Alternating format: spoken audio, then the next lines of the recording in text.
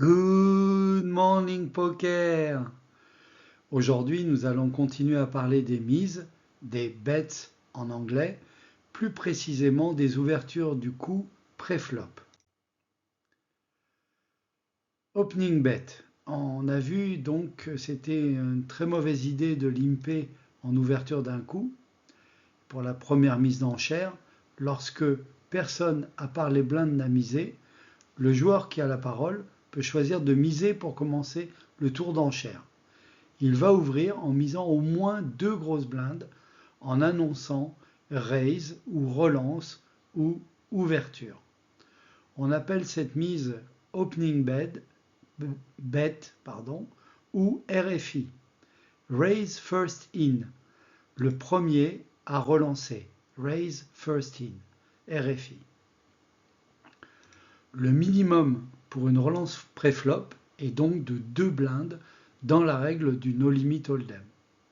Attention, la relance minimum de 2 blindes n'est pas forcément idéale car, en particulier, la grosse blinde n'aura qu'une seule blinde à ajouter pour rester dans le coup, voire le flop, et cela ne dissuadera pas certains joueurs de payer 2 bébés, comme on a vu précédemment les limpers qui ont payé nombreux une seule bébé pour entrer dans le coup et voir le flop. Voici donc 3 tactiques payantes par rapport à un opening bet. La première, c'est que lorsque vous êtes en début de parole avec des cartes premium, faites une relance assez forte à 3 bébés, voire plus en cash game, 4, 5, 6 bébés, de manière à éliminer un maximum de joueurs, à montrer de la force, parce que vous allez jouer tout le coup post-flop hors de position. C'est-à-dire que si quelqu'un paye votre relance, eh bien, il aura la position sur vous post-flop, notamment les positions tardives du cut-off et du bouton. Vous n'aurez une position favorable que par rapport aux blindes qui elles-mêmes sont incitées à rentrer dans le coup avec une blinde en moins ou une demi-blinde en moins que le montant de votre relance. Si d'autres joueurs payent, la deuxième bonne raison, c'est que vous allez constituer un pot conséquent et ensuite vous allez voir post-flop comment ça se présente. Si vous êtes en fin de parole et que personne n'a ouvert avant vous, la tactique est différente. Vous pouvez ouvrir avec 2,5 voire même 2,2 ou 2 bébés car vous allez bénéficier ensuite forcément de la meilleure position post-flop. En tournoi, plus les stacks diminuent, plus vous réduisez vos opening bets jusqu'au moment où vous envisagerez exactement le contraire, c'est-à-dire de push all-in. Nous verrons ces tactiques par la suite. Autrement dit, vous avez une mise initiale en opening bet de 3 bébés que vous diminuez au fur et à mesure que vous faites votre opening bet dans des positions tardives jusqu'à 2,2 ou même 2 bébés au bouton par exemple. Et puis vous diminuez également vos opening bets au fur et à mesure que le stack moyen diminue dans un tournoi jusqu'à un moment de basculement où vous allez faire un push all-in. Envisager un all-in, ça veut dire que votre stack est tellement bas que vous ne pourrez pas faire d'autres enchères post-flop sans être commit, sans être engagé à faire all-in finalement. Une règle très simple pour savoir si vous êtes engagé dans votre stack total, c'est lorsque votre stack et votre mise va être supérieure à un tiers de votre stack global. On pourrait faire la démonstration, mais ça vous emmènera forcément à faire all-in dans l'une des streets post-flop, soit au flop, au turn ou à la river.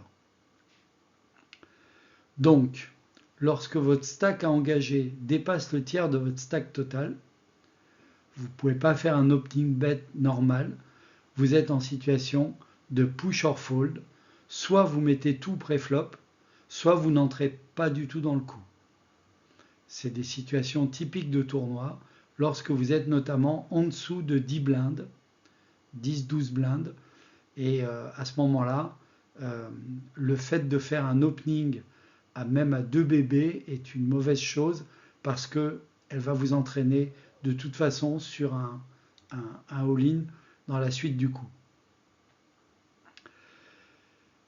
Les joueurs qui sont après vous, donc, ont plusieurs possibilités. Ceux qui sont avant vous, avant votre ouverture, ils ont fait fold, puisqu'on est pré-flop.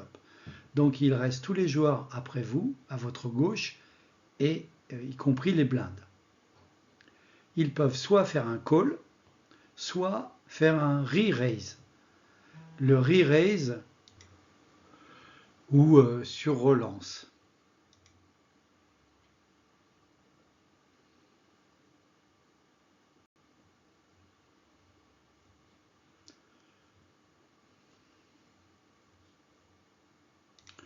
Beaucoup de joueurs appellent cette surrelance un 3-bet, c'est exactement ça. Mais en fait, en annonce, on doit dire un re-raise. 3 bets, 4 bets et ainsi de suite ne sont pas considérés comme des annonces valides en live. Si vous avez la position post-flop sur le joueur que vous surrelancez, alors 2,5 fois le montant du raise suffisent. Plus vous êtes hors de position, plus vous faites un re-raise important, jusqu'à 4 fois le montant du raise. Vous ne pouvez pas faire un re-raise de moins de 2 fois le montant du raise. Le sizing des raises et des re-raises est assez complexe. Aussi, le mieux est de faire simple en suivant ces quelques règles. Vous pourrez affiner ces réglages de base par la suite. En live, annoncez toujours ce que vous faites avant de poser des jetons. Par exemple, raise 800. Vous ne pouvez pas exprimer votre raise en blinde, donc, mais uniquement en jetons. Autre point important, si vous posez un seul jeton sans rien dire, quelle que soit la taille du jeton, même un jeton de 5000, ça correspond en live à un call. Donc si vous êtes en premier de parole à un limp, et ensuite ça correspond à un call de la plus grosse mise avant vous, y compris un all-in.